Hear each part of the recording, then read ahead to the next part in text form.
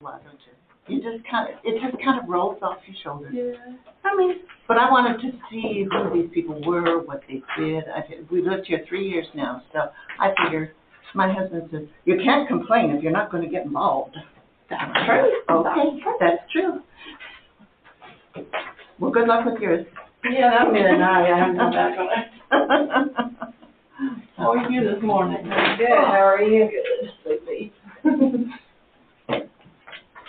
I better turn my phone off because I have a rooster that crows.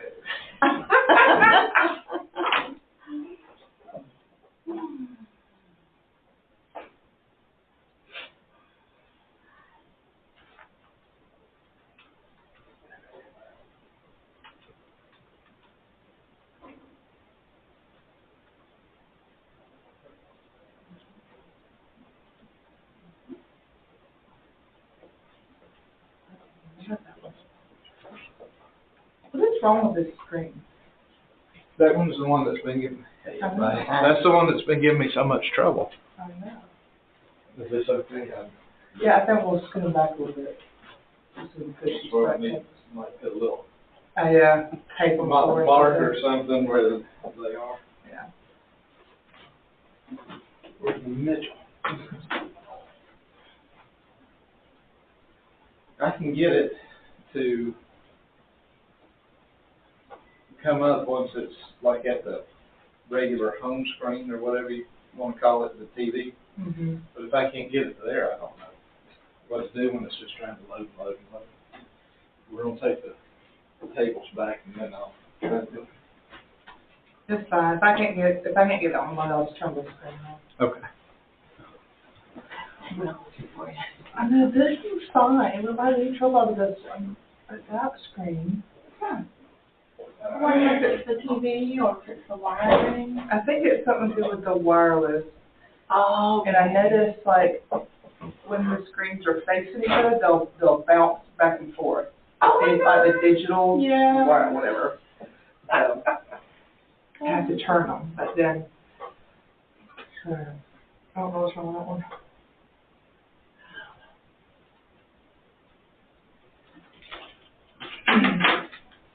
It looks like they're going to be a little late. There's a big meeting over at the Board of Education with the governor that they went to this morning. Oh, okay. So they should be coming. A little party.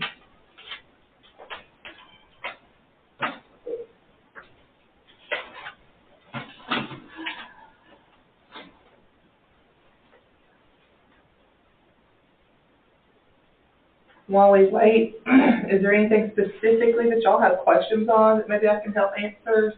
Or y'all just want to listen to the board? No, No, we don't want to listen to the board. You got it all. Yeah. Okay.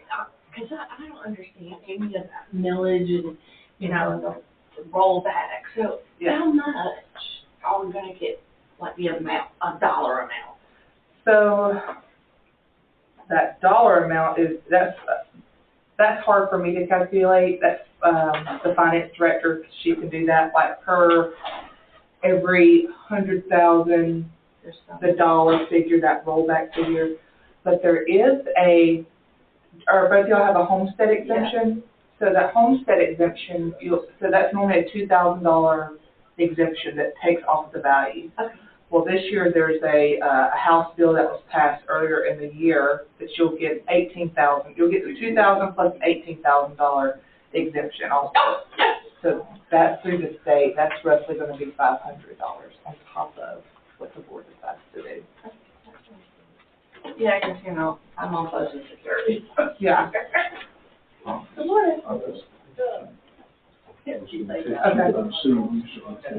Fun time. Okay. Morning. Perfect. Morning. Yeah. Morning. Started working on it from this morning. Good morning. So, lovely. All right, welcome back. What's the news on getting the air?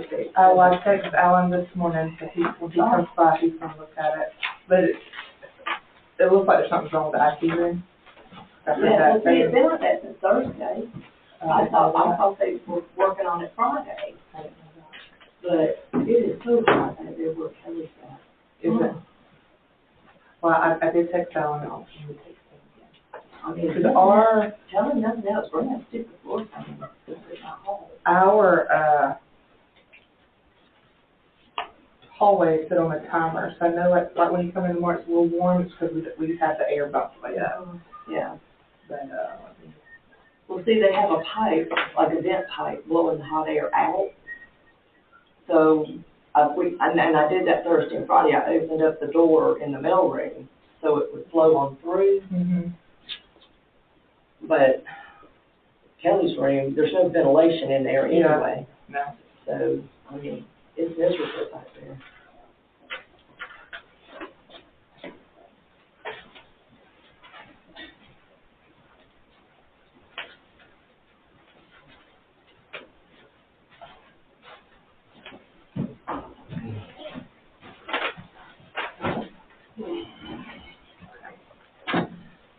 I texted Alan this morning, told him, and then,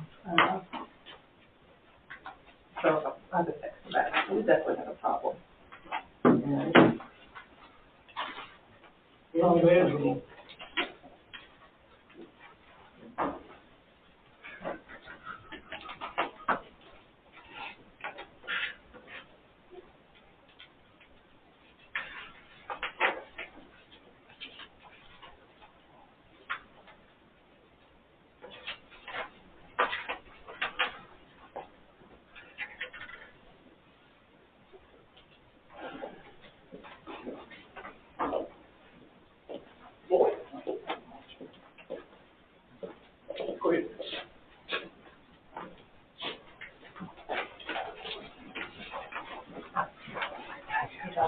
Good morning. Sorry we didn't meet.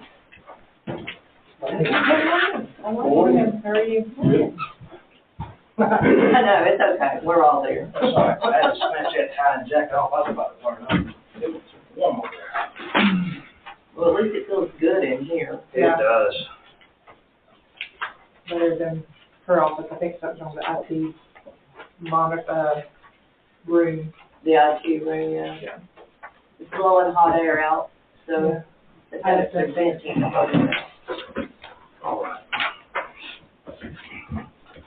Welcome everybody to the Madison County Board of Commissioners special call meeting for the public hearing to discuss the 2024 mill rate.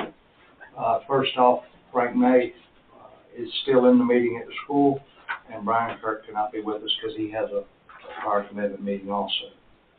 But we do have a quorum. All right. So before we go into, and I know this has been a hurry up and go kind of morning, hurry up and go kind of week, kind of month, but Christina, would you like to give us a little bit of definition behind the homeowner tax relief grant, just for the record? Mm-hmm. So this year, during the General Assembly, they decided to present a House bill to the governor to do an additional tax relief or a tax grant. This will be for every citizen who currently has a homestead exemption. So the homestead exemption is a $2,000 exemption off of the 40% assessment of your property. This tax relief grant provides an additional $18,000 exemption on that 40%, and it's estimated to be a $500 credit. That credit, so it won't be a direct reimbursement from the state back to the citizens. It'll show up on your tax bill. I talked to the tax assessor's office and the tax commissioners in the back of the room, so maybe they can help explain this a little bit more. But we don't know how that's going to look on the tax bill. We don't know if it's going to show as an additional $18,000 or a $500 credit. It'll show as an $18,000. It will? Okay. So it's going to show, you'll have your $2,000 homestead. I think it replaces the $2,000. It replaces the two, but in addition, if you age 70 and over, you already have an $18,000 exemption if you signed up for it. If you, L4, L5 at 65, you already have a $10,000 exemption now. There's So it'll be addition to that, Yeah. not to the 2,000. It's basically gonna be a copy of the bills from the moratorium, remember when they done it? It'll be listed as exemption. And that will come, so that credit, those funds won't go directly to the system, they'll come straight to us, and that's reported through the tax commissioner to Department of Revenue. This should affect over, I will talk to Gary Cavallari and the tax assessor's office, and this should affect over 6,000 property owners in the county. You have to be on record with that, Over 70 and file with the homestead exemption file when. It's already that deadline. You would need to, I'm assuming it's gonna be April of this year. If you make the cut, you April go of this ahead and cover it. So for the record, if you do not have your personal home and homestead exemption, it is wise to make that move. So statements, remarks from citizens on today's agenda. Have anything? Okay, I'm already confused. I'm sorry. Okay, I have my, homeowner's exemption or whatever. I don't understand the 18,000 and where it's gonna come and help me. Pull out the mark. Hi, the state has surplus, huge surplus, so the government's trying to pass this homeowner's relief grant. So how old are you now? 60. 60. So you'd have the basic homestead, just a $2,000 exemption. But because you have that exemption, in addition, you're gonna get an $18,000 exemption off your assessed value this year. So based on the mill rates you're looking at, depending on what mill rate gets set, probably about a $400 less tax bill than you would have right now. Okay? Yes, ma'am. But this is a one-time deal. The people that don't have homestead now, that could have had it, can't apply to January 1st. In all probability, the governor's not going to do this again. If you have a mortgage, okay, this is going to mess with your escrow too, so you need to stay on top of that, because you're going to show an exemption this year that you may not have next year. So just plan to have a little issue with next year, okay? But you got an $18,000 exemption, right? And as soon as the bill go out, it'll show up on there because you have homestead here. Okay, and then what about this $500 credit? The $500 credit is basically that exemption. It may be $500, it may not. Okay. Okay. But I've got this $18,000. Yes, ma'am. Okay. And that's on the assess? Yes, ma'am. You're 40%, and in the state of Georgia, 40% is the level of assessment. So you take your fair market value, divide it by 0.40, and then subtract your $18,000 plus the $2,000 you already have. So you actually have a $20,000. Lamar, you don't get, it's only 18, it's not the 18 plus 2. Huh? It's only 18, it's not the 18. That's right. That's exactly right. You have an $18,000 exemption. So I don't get the other 18? No, if you have a $2,000 state exemption, it turns to 18, it doesn't turn to 20. That's right. It's not an additional 18. That 2,000, The the homestead turns thing to is part of the 18. Yes, ma'am. Got it. Yeah, don't take my 18 away. No, ma'am. Lamar, you have to ask the question. Yes, sir. Do you have to be 70 for the full year, or do you turn 70 days? The way they look at it now, you can file an application right now, but it won't take effect until January 1st. You have to be 70 January 1st. But it Won't make a difference this year. yeah, I mean, this year it doesn't really matter, it's a moot point. But when you turn 65, if you turn 65, January 1st, you file for your exemption for the L3, L4, and then when you turn 70 for the L5, local 5. How does that work on husband and wife joint property? When one of them, Whichever one of you turns 65 or 71st, as long as you mention in the deed. And that's your homestead for over 50% of the year. So in other words, your wife's 10 years behind you. you know, she's way over that. Well, in that case, you get her the homestead and take out a bunch of life insurance. She's way out there. All right, thank you. But the note to that is that it may not be there next year. So if you see a reduction this year on your tax bill, be prepared that if the economy stays the way it is, you'll have that 500 back on your bill plus whatever. So it looks good up front, and we pray that the economy straightens out before next year so we don't have to worry about it. But that is the caveat to it, is next year it may go away. All right. Any other questions? Okay, are you gonna talk about like 2024 millage rate? Yes, ma'am. Because I don't know what that is. I'm sorry, I just. You don't either. That's what we're here today to figure out. Okay. Some of us, Susan and Christina and Melanie and myself and Lamar, would rather not know that much about it either at this point, but I think they've done a really good job of getting us a good scenario together here, and it was all the way at crunch time. I think we were making changes Friday at, if I'm not mistaken, it was 5:05, and we were still making changes Friday. So the notice in the paper that we ran, and Susan, I'm going to let you go by what we ran on the 5-year levy versus what we're looking at now. And I know what we had tried to do, BOC, was create 3 options to where we want to be and still be covered. Okay. The 5-year history that we ran in the paper would have been your, this one was based on what the tax commissioner's PT 32 worked out to be. So for the unincorporated area, we ended up with a net M&O millage rate of, it started out at 12.836, and then we issued the rollbacks, and the rollbacks consist of your local option sales tax and your insurance premium tax that comes into the county annually. And that gave a savings of 3.0590%. So the net millage that is being proposed would be 9.777 for the incorporated. The same scenario happens in the incorporated. It starts out with the same gross millage of 12.836. You issue the rollbacks, but with the incorporated, the rollback is the local option sales tax. I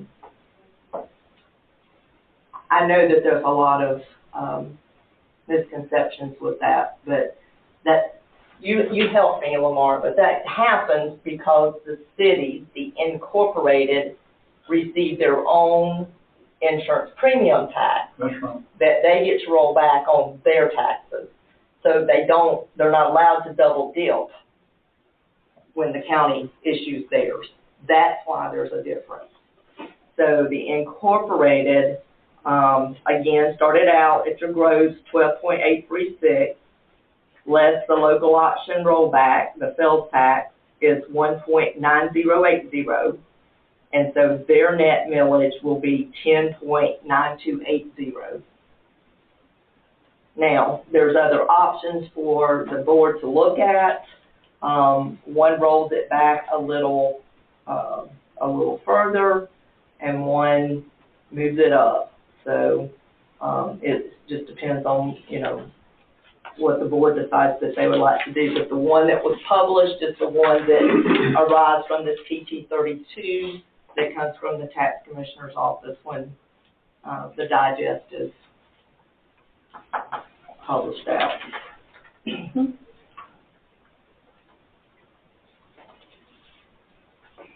I also spoke with Melanie this morning about the difference in the rollbacks. She explained it really well to me. That the new growth, the majority of the new growth was in the unincorporated versus in the incorporated area. That made a big difference on the digest. What makes a big difference on the rollbacks? Yeah. Because you take the new growth is like new property, new buildings. The reassessment, they take that into consideration on the PT 32.1. That's the properties that the tax assessors have gone out and said, oh, well, this should be appraised higher. So the incorporated, the cities, didn't grow as much as the unincorporated areas did, which makes that difference. Like why we can't roll back all the way to the incorporated rollback rate on the PT 32.1, because she would lose so much on the incorporated side. Most of the Comer development was not 100% complete for the digest last year. That's a little bit different this year. When Danielsville starts their deal, you're gonna see a dramatic shift in all of that incorporated. But even not so much for 24 next year, because it won't be 100% complete anywhere close to it January 1st. So you 2 years out on that. So you're probably gonna see about the same thing next year between unincorporated and incorporated.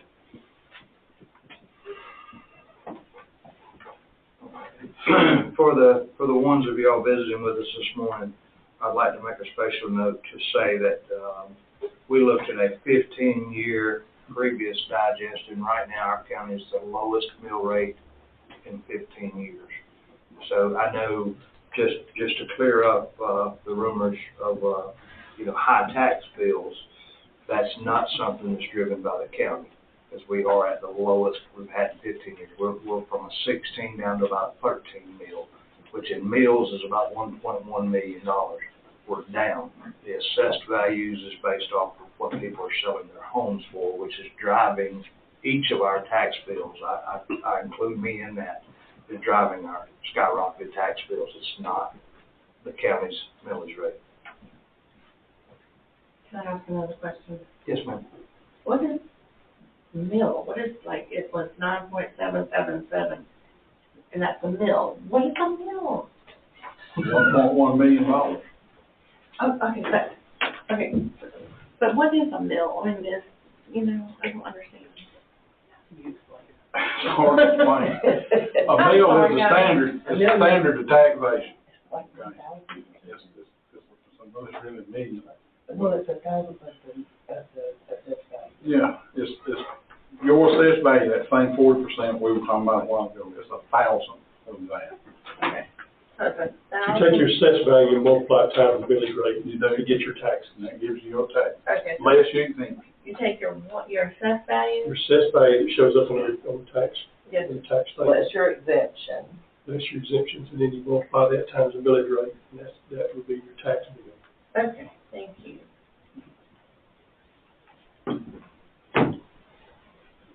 Now, all of these that we're looking at,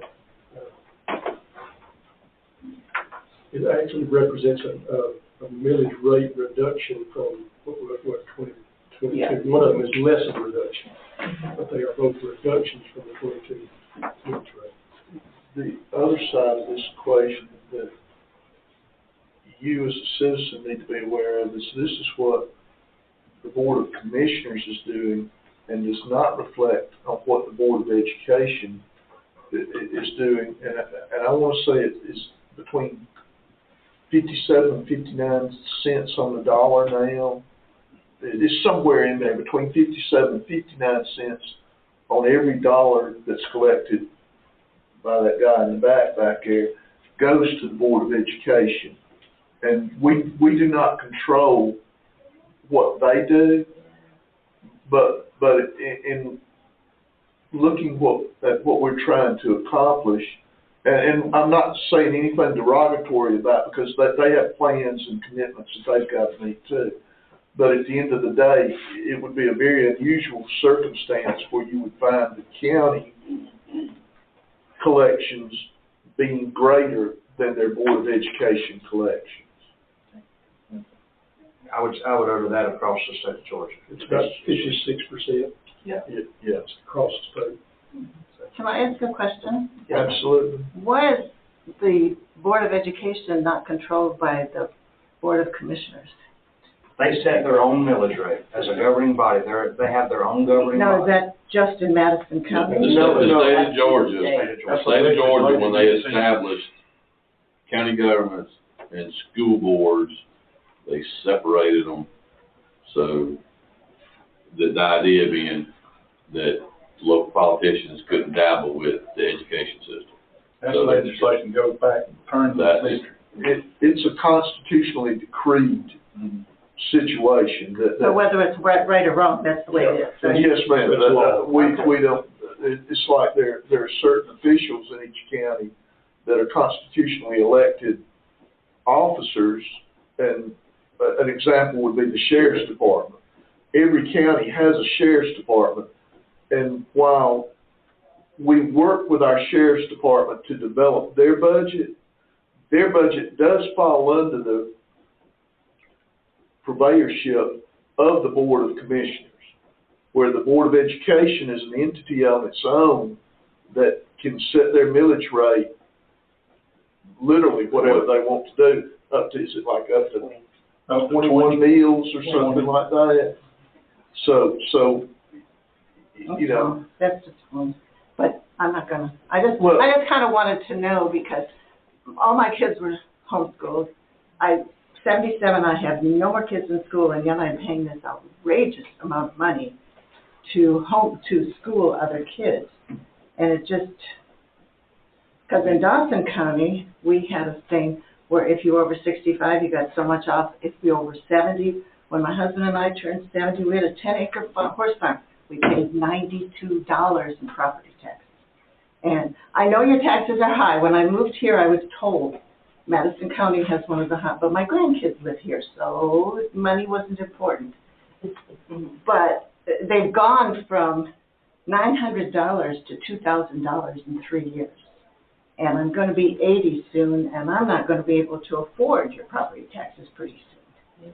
I'm going to try to give you a brief caption on that. So we mail out the school board's tax bill. It is attached to our tax bill. That's why a lot of people don't read it and break it down individually. Right. So when you see the tax bill, you think, oh God, the county's hitting me for $2,000. No, I did notice. I do read that. Most people do not. I do read that. Most people just see the bottom line shocker and they think the county's doing it. No, I do read that because when I was in Dawson County, that was really important to me that I didn't pay school taxes because I didn't have any kids in school. So the other part of that question I'll try to answer is Madison County taxes are not high. We have one of the lowest tax rates in all of Northeast Georgia. Matter of fact, throughout the state, we are one of the lowest. As a matter of fact, we are under where we're supposed to be. The state gives you a minimum. They would like to see you hold that. We're way under that. I think that's around 36%. I think we're running about 33 on collected values. Now, the difference is when you said the taxes are higher here, maybe because you don't get those extractions for age. But the actual tax rate in Madison County is why we're seeing the influx of homes, people moving from Jackson, people moving from Barrow, people moving from Oconee, even Hartwell, this way is because our taxes are so low. What we do as a Board of Commissioners is try to look at every year. We've been trying to fight the inflation battle also because we know that seniors that's on fixed incomes, they only got X dollars to work with. And when the government gives them a 6% increase on Social Security, but then if we have an increase of more than 6%, the last thing we try to do is try to make somebody lose their home. So therefore, that's why we're here today, is to try to roll that mill rate back. The ultimate goal in mill rates versus inflation is when the inflation's up, you want to try to have your mill rate back. We don't try to make a dollar. We don't want $1 plus over what we have to spend. So as that comes down, you'll see us come back before you and say we're having to raise the mill rate because we can't afford our bills. And people says this, and I want to clear this up too, y'all need to cut some of your spending. I can assure you, as God is my witness, and me sitting here, that we have went through this budget line by line. There's probably about 3,000 lines total, and we have trimmed. There is no fat left to trim.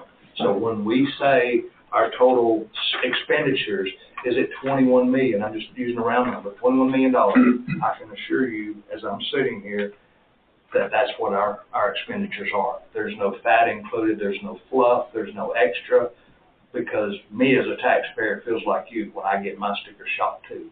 And I don't like it no better than you do, but I can't control, this board can't control what the public does when they sell at these high rates. We can only do the best we can to try to offset that. I hope that helps some. Lamar, you had something there.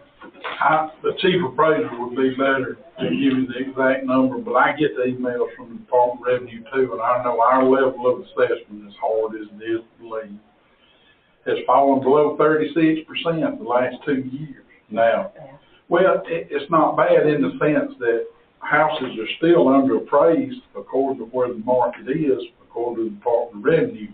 What is bad though, is that the Board of Commissioners can't realize a 40% assessment on public utilities because it's not an acceptable level of assessment. It has to be 38 to 42, okay? So there's a couple of 100,000 or more out there that we're losing, even though the ratios are more in favor for the taxpayer, as hard as it is to believe with the prices you pay and the values you're looking at right now. Problem is, you got people from all over the United States buying stuff online because it's here in what they deem a safer part of the world, and they giving unbelievable prices for it. And it is hard on the elderly and everything like that, but until there's a readjustment, Dawson County's got a lot more resort type property, they got a lot more commercial, they got stuff that we can't offer to where the Board of Education is making a determination to give some tax relief. We don't have a commercial base to speak of compared to Dawson County, Oconee County, Clark County, anywhere like that.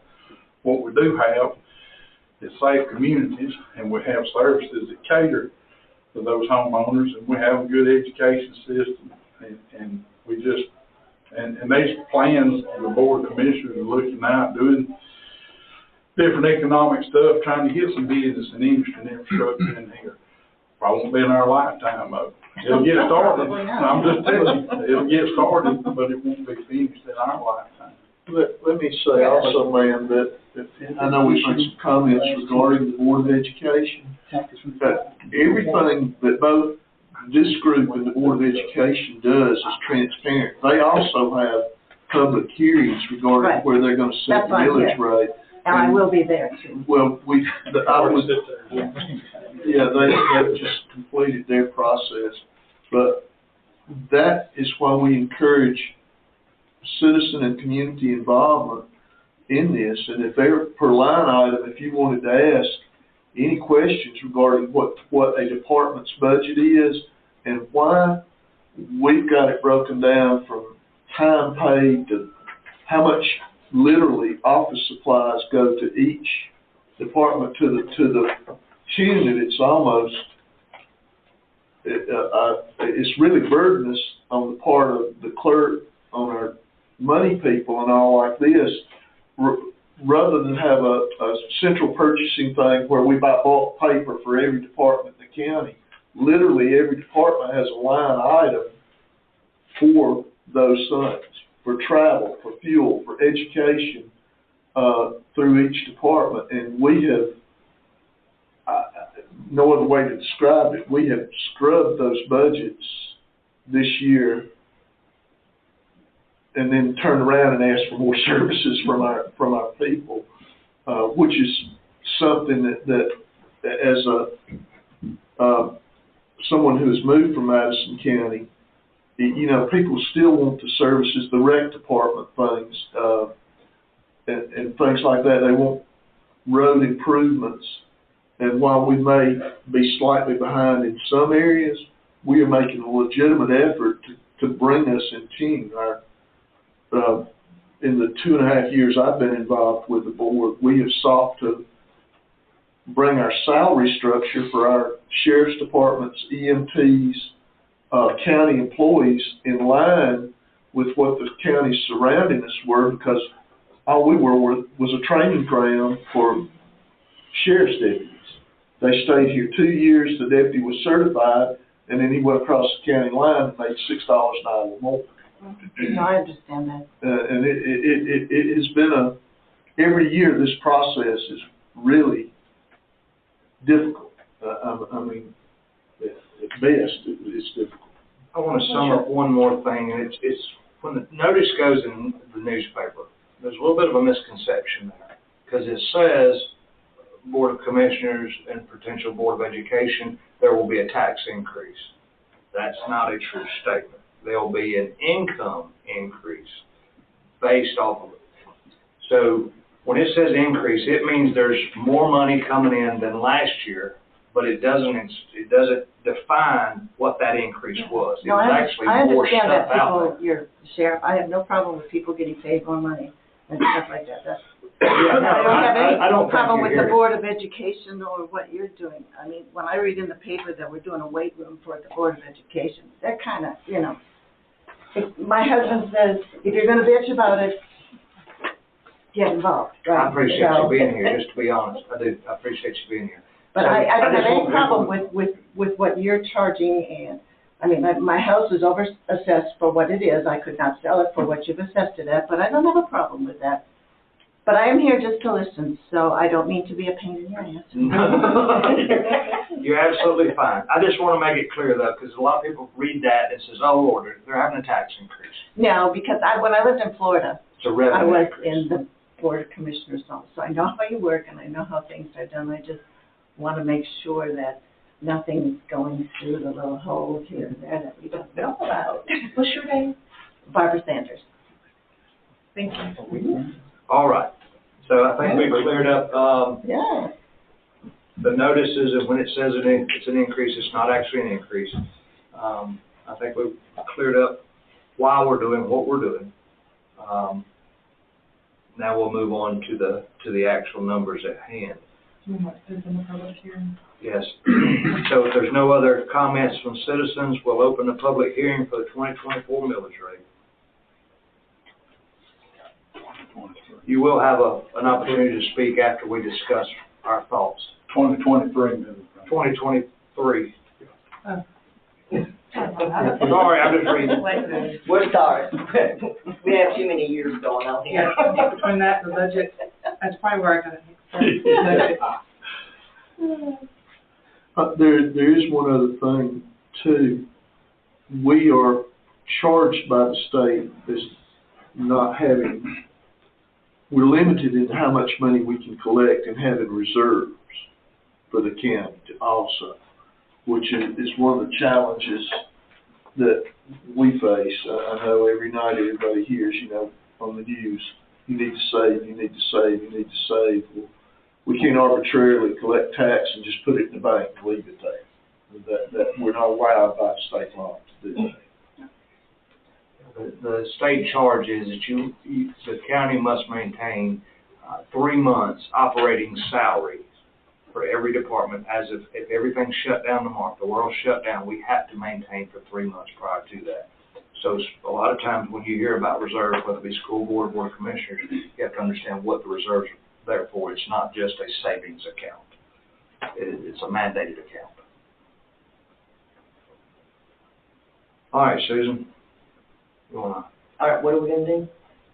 So,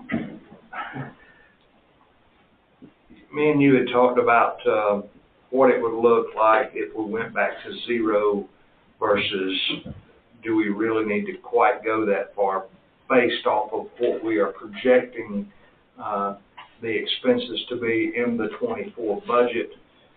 And I hate doing this now because we should have already had this worked out, but there was no way to. There was a weekend in between.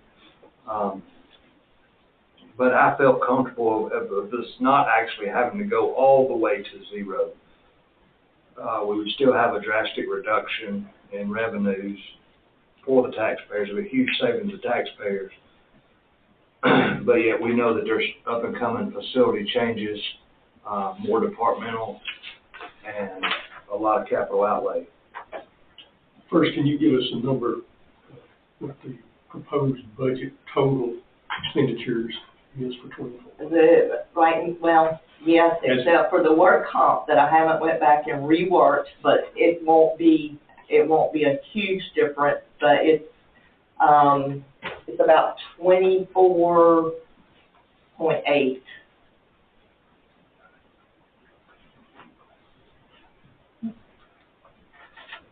Total budget, the way it's proposed currently, last we looked at it.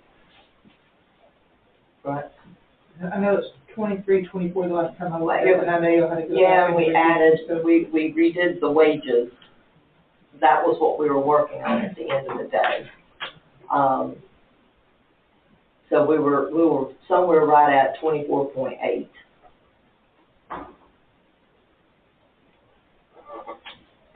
So do you feel like these rollbacks will still provide the revenue needed? At this proposed number, what would that revenue be? When, the last I looked at them on Friday, we were at, let me think about that. The last time we rolled it back, okay, we were about 800,000 short between revenues and expenses at the last look. So at 9.77, about 24 million income. No. The unincorporated, that's on the 5-year history, that'll bring in 10.558 million. But your total combined for unincorporated and incorporated is 11.9. What you bring in, but there's so much other stuff that goes into that, like the loss that we'll receive and the insurance premium tax that goes into that revenue number. Right. So if we start with the rates that I advertised, which was 9.77 for your unincorporated and the 10.928 for the incorporated, you're going to gross your real and property tax will come in at 11.9 million. It's that at the very bottom down there.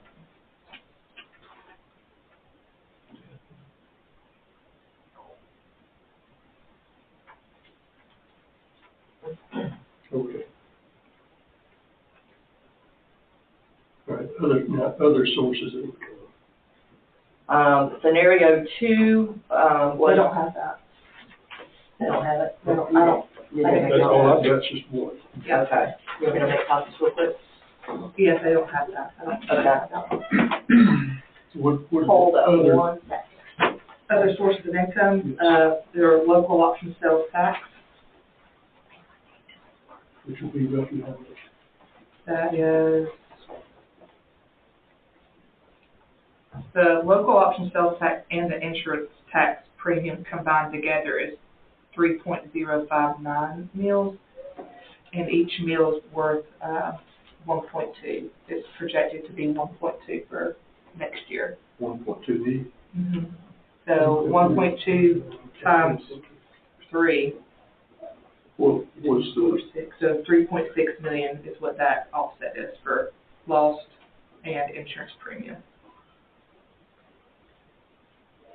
So you could add that back to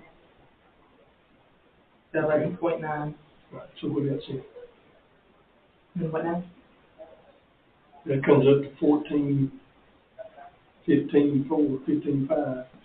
Yep. And then you'll have your TABT tax. Lamar, what does your TABT tax average? Do you remember what it averaged last year? Down. Was it 4?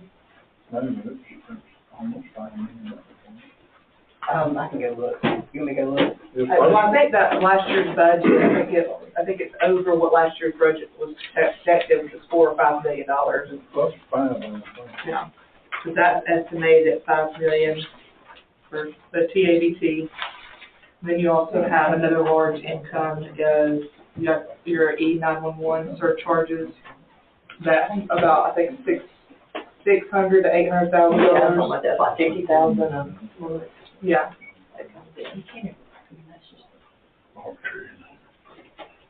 And then all your smaller revenues, ambulance fees, building permits, direct department, all those other smaller revenues added together again. Right. Which comes up to... Do you have your projected revenue for 2024? The projected revenue was, 24.8, it was 800,000 difference in them. That's what we kind of landed. So roughly 24 million. Yeah, they're going to be 24.8. That's like your timber harvesting. There's a lot of things that go into that revenue number. Which is going to slow down because the economy is slow and residential construction slow. Correct. There's about 20 moving components to that number. Yeah, there really is, and but I mean, it was like 23 1.89. I mean, it was, So on the sheet that you were just handed was the scenarios 1, 2, and 3. And I think she drew a line on the scenario 1. I think that's the one that we had felt the most comfortable with, not scenario 2. There's not a whole lot of difference in these two if you look at the bottom line numbers. and scenario 3 was staying exactly where it was the previous year. So That's if we do nothing, which is still a rollback because we rolled back so far last year. I don't have it. I'm not trying to be argumentative here, but we're looking at roughly a $24.8 million budget. What we're looking at is only a portion of the revenues at 10 to 11 or 11 million. It's without knowing what all the revenues are, and I don't see how I can make a decision or look at how that does it budget-wise. Well, we'll have to go print where we're, I mean, it's not gonna be exact, but it's very, very close. We go print the Yeah. actual layout. And I guess maybe next year we need to take at least a day, because it takes about 8 hours Well, to go through so we have the ins and scheduled outs. 3 public hearings. Yeah, we So we'll have, So the today's board has just one. time to, before we make a decision, we'll actually know what to. Yeah. and you will vote on the budget tonight, so you will have those numbers, your projected numbers tonight. But you will, Do you want them now, or do you wanna wait till I finish? We can Okay. figure out this way. I don't mind. As long as we know we're gonna have them in front of us before we get to the. yeah, If we, So we tried so hard on Friday, but yeah. How did, tell me the difference, well, we're gonna talk about it tonight, between the 1.6 and the 1.1. Yes. Tonight, we can talk about that when we get to that portion. The capital portion of the budget. In do you have a copy of the capital that when we started No. on Friday? Where the 1.6, Yeah.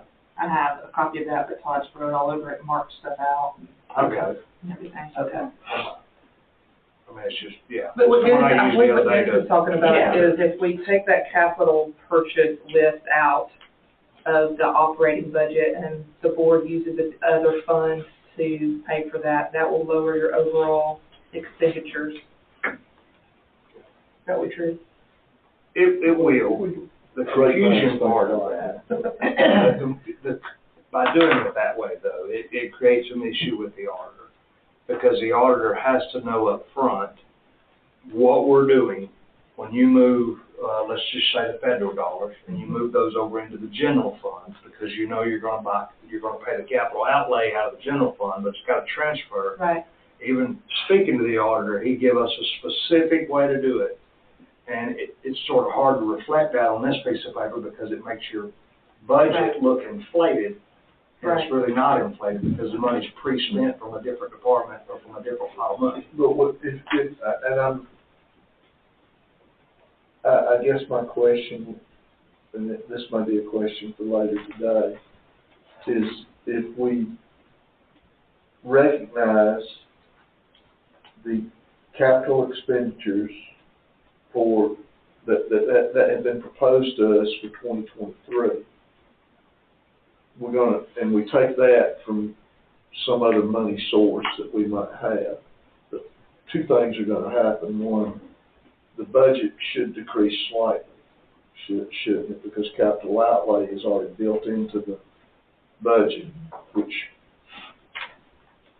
may mean that we can do the drop down the other notch to the. But it may mean that. Yeah, in theory, moving the money from one to another would cause a decrease in the budget. But actually, based off of the very minimal capital we done in this year in 23 versus the amount of capital you're looking for in 24, it's going to be a very minimal change in the budget. Do you know what the projected fund balance is for this year? Do you have a projection of what that number is? I remember us doing that, I don't really have the number on the top of my head. That will offset it too. Is That that includes a number that we one. could have this afternoon? You think you could figure that for them, Fab? Yeah. Yeah, I mean, not to put you on the we'd already spot. looked at it, so yeah, I can do that. I just don't have the paper in front of me. So do you, what is between you and the auditor, if the board wanted to vote on the because they will vote on the 2024 capital purchases, that list this afternoon, separately from the budget. Would you prefer them to allocate it from general funds or a separate source of money? How would you want that worded? Well, the capital, in the end, is going to come from the general fund. Yes. That But you will can- be where it comes from. Right, but the board could vote to use fund balance or reserves or other funds to offset that. Or SPOS, or, you know, Or a combination of or the a above. combination Yeah. of, however you want to make that motion. I mean, We sort of discussed that before, and I feel like it's an appropriate move. The danger or the concern I have to me is creating a false image of what the true budget is, particularly looking to next year. That's one of the reasons I like the idea of having a capital outlay line in each department, so they have a certain amount of dollars expected every year. It just makes it a little easier for me to conceptualize what the whole budget picture is. Right. I think we Which is can what create a false. yeah, I've done that. There's still, the way that budget's laid out, and you still have a section that says capital outlay. But within that section, you'll be able to see which department, which facility is getting what, and it's labeled. Yeah, we talked about that. So it's easier for them, for me, for you. We know what was discussed, and this is what they need to take care of. With notes to the side that says contingency, not necessarily capital outlay. Right. Like it's a reoccurring, like the Sheriff's Department, 99,000 is a reoccurring number. Every year, that's what needs to be set aside so they can take care If of they what they use it, need. we'll fine. If they don't, then it moves to the next year. And move to the next year. We're using and this is one of the things for me, and I want to say that I understood that 2018 was the year that a number of patrol cars were purchased. And then, we've gone 5, 6 years, depending on how it falls during the year. And we know now that if we buy the 6 units that they've asked for, if we buy them right now, and then next year, as the budget comes into play, we do the same thing again, we can get on a cycle where we are purchasing replacement vehicles rather than, we would be more proactive than be reactive. Correct. Which is where we're at right now. That's correct. And that's what this new budget shows. We've done this with the ambulances, and you'll see it. It's going to be. That's the For the one point. EMS department, we've done that, and with the sheriff's department, that's what we're trying to. And that's the 1.2 million in change that we're talking about in capital outlays. The equipment for the rec department, the ambulances, the sheriff's department, and the vans for the senior The system. shuttle. All of that's built Yeah. into this 1.2. It is. Yeah. I don't know that it's 1.2 now. I think it was 1.6, and then we had a couple of things. We lowered it 400, then we Friday. went back up 200. The sheriff's decided that because he had those 3 cars that are still not in service yet, that he's reduced the amount of cars asking for, but we are going to, and Derek was here when they did the 99,000 per year, probably going to look at increasing that because 99 does not cover 2 cars anymore.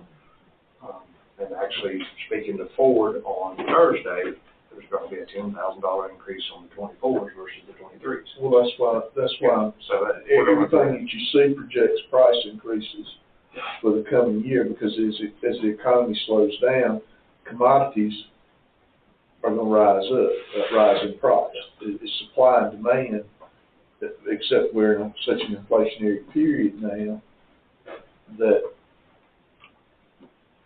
not only are you offset by slowdown, you're offset by inflation being nearly 7%.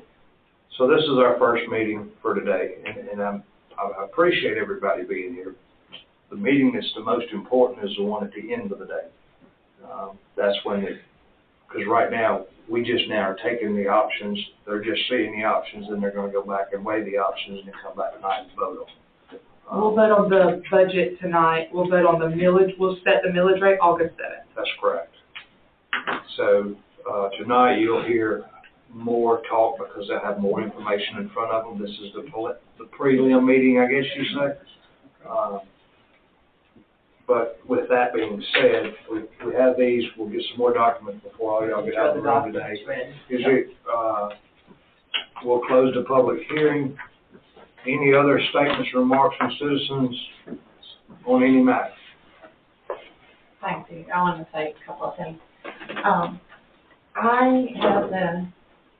I was scared when I went into Mr. Lamar's office that one day. I'm scared when I go in his office. I'm surprised you found me there. You were there. And, I just want to say his staff was so good. They were so patient. And Lamar came out and just patiently went over all my little questions. I just want to say I really appreciate that. That's no problem. You know, it's really good. We're still not gonna give you a raise. You know, the unspoken person in the room is sitting beside you, Melanie. So if you don't know Melanie, Melanie is a key part of all of the finances with this county. Even though she's not in the finance, she's on the collecting side and what to do side and how to get it outside and to make sure that we got it. So Lamar has a list to go out and collect what's not been collected. So, you know, she does not get necessarily the public credit that she deserves, even though she gets it in the building, because Lamar will be the first one to tell you, I could not operate my office without her. That's right. He says that to me on a regular basis, do not even think about stealing her. So, but anyway, she really is a blessing to be down there. He does have a great office staff, and I would like to say that every office we have operates that way. When people come in thinking they have a problem, it's necessarily not a problem, it's more of a question that we just need to explain better. And we try to do that in every department. We're very fortunate. We're very fortunate as a county. I do have one more thing to say. All right. I have a 2-year-old granddaughter, and I'm trying to get her into dance. So I called the rec department yesterday, and the girl who normally does it was out sick, so no. But Nathan took it upon himself because he found out that yesterday was the first day to sign up, and the spots go really fast. He went and dug around and got all the information I needed. He called me back at home and took me step by step how to get on, get registered, get it paid. The whole staff was nice when I, called, but I just think Nathan was wonderful. I hope you had an opportunity to take a part in the summer camp. It was a phenomenal success also. I'm repetitive when I keep saying this. Every department we have right now is just running so good. That everybody, the department heads, the supervisors, and even the staff, all the way to the bottom, has just stepped up. I've been a very fortunate man for 2.5 years, going into the 3rd year. I couldn't ask for any better staff. I agree. Yes, ma'am. Yes, sir. Just a question for Mark. How much people have not been able to pay their taxes? At the first of the year. At the first of the year. I've got a billing payment status right here. The first year I had more delinquents because of the growth in Canada I had. Even the first year I took office, and I had a bunch of delinquents then. We had like 2,500. Usually we roll in the first of the year. I send a delinquent letter out the first week of January every year, and that entitles me to put a fine on them in 30 days. Even at that, I don't file those FIFAs in the clerk of courts unless I'm pursuing them in tax sale. I file them in the office because I'm not going to burn somebody's credit if they're waiting on their income tax return to pay the taxes or anything like that. Long story short, we had 3 tax sales this year, May, June, and July. It was over 800 parcels. I only sold maybe 7 or 8 total parcels on those 3 sales, and those were right-of-way stuff, junk, first one thing and another. We are now, the county levied $11,035,298 last year. after the digest was adjusted for air releases, NOD, stuff like that, the total levy was 1093,788. We were within 1.3% of having that collected. And I'm actually working on city collections right now. I'll deliver them door to door. And then AMS is gonna send delinquent letters out next week on the rest of it. Would you expect that to grow anymore?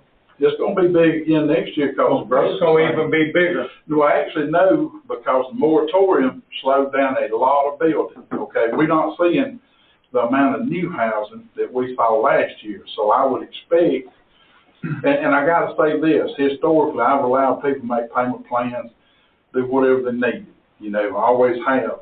Now, I've had to tighten up on that some because I have repeat offenders, first one thing another, and unless it's a medical deal, I went to the Board of Commissioners 3 or 4 times this year asking for ways to give relief to certain accounts and stuff like that, and they have always allowed me to.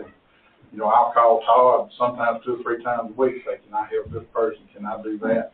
And he always says yes.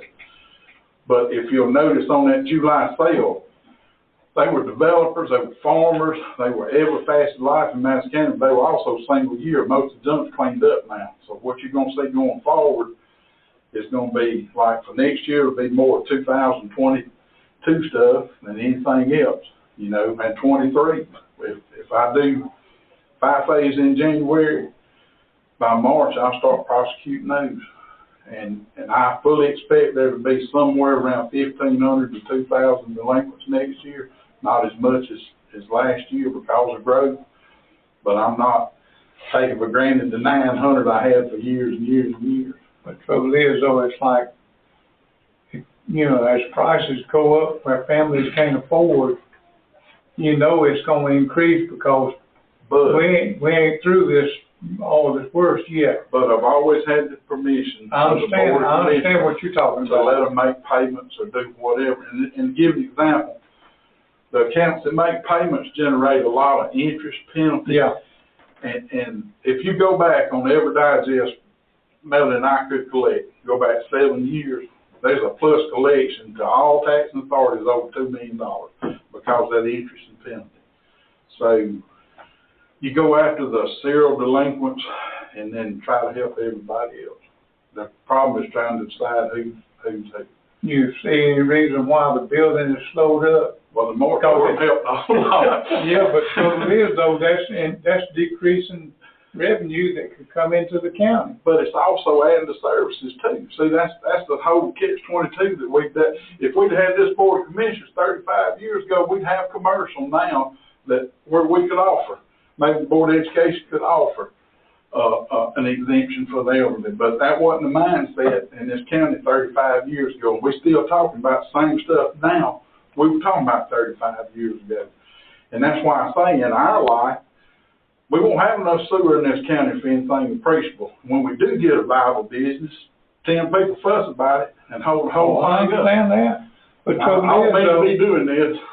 But there's nobody that wants to explain to people and give them a reason, because I'm dealing with the planning and zoning right now on something that ain't even common sense.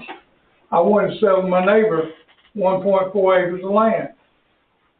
Well, now we've got to go through all this, and there's nothing going to change. The land's just going to stay the same, but it's no common sense way of doing it. Now I got to wait till October before I get paid for it. That's only because there's so many people looking for rezones. They're booked out past October. Yeah, well, we got rezone request. Year in the 10th, we got to come do that. Yep. We got to come back September 19th State law. and go through that. State law. Then we got to come through October the 2nd, I believe it is. Correct. State law.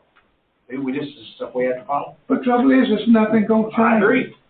And it's a cash, Vote for me as president, we'll fix it all in 30 days. It's a cash sale. And it's a cash sale, there's nothing gonna be financed. I wanna make one clarity to what Lamar said though, when he said the Board of Commissioners allows him to help, delinquent taxpayers, he's not adjusting their tax. I understand that part. Yeah, I understand that. We don't do. No. I understand, he just needs y'all's okay. An interest. He just needs y'all's okay to do that. Yes, sir. What's your name, sir? Kim Brandon. But here's the thing, Ken. they've never. All right. Make a payment. Any other questions on the board of commissioners before I don't ask have for a problem with that. So the information that we're gonna have this afternoon will be a whole picture of revenue. Correct. And we can probably get that for you. And then, Yeah. and then the budget, clarifying what's included, whether total or not, and what percentage that is. And then the budget is presented, you have, and I'm trying to clarify this for my memory. The capital outlay that we talked about, you put that in the departmental budget, which is included, or is it gonna be, here's a M&O budget, and here's a capital outlay budget, and those two together add up to the 24.8? So, well, the way I have it laid out right now, it's in the top section of the whole budget, but it's broken out into one piece, but it's totaled at the bottom, it's included. So the way that I have it on the agenda for tonight is that the board will vote on the capital projects from the retreat, that top 5, we'll vote on that. The board will report, that money is not in this budget. We'll vote on the capital outlay purchases, which will be in this budget. And then we'll vote on you guys will vote on the entire 2024 budget, revenue and expenditures. But could we have it set up for a 5 o'clock meeting, and that'll give us a little time between the two meetings? For me to, what was I calculating? Yes, so we have, our meeting tonight's at 6. The public hearing, we'll have a second public hearing during that meeting. But I've got, Okay. and then, the one thing last that I have to get is the budget as a whole. Right. All of the line items put together. Right. But I've got the list, the capital purchase list, the capital project list, I have all that in your packet. If you want, I got them now if you want to pick them up. I'll give you the afternoon to dwell over them. Yeah. It will. But it's good. There's nothing catastrophic in this year's budget. There's nothing catastrophic in this year's mill rate. And I will say that there will be some type of rollback. I just don't know what.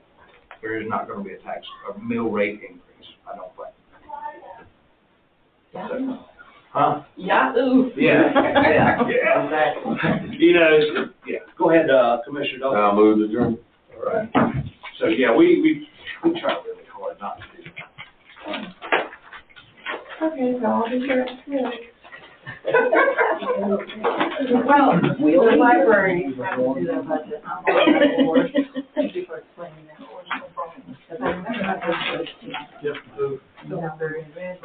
Thing that we did. I've already got it. I want to hold on that vote on that. ARPA list. There's information that you do need to get to the board of commissioners. IDBA is decided, I know on the trigger, I want to work on this. No, I'm pretty much right now. Thank you all. They really don't. They said, basically,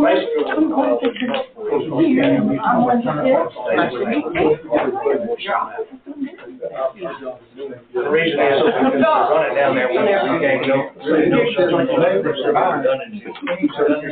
It doesn't work for you. You're the boss. You guys are so wonderful. Everybody is coming.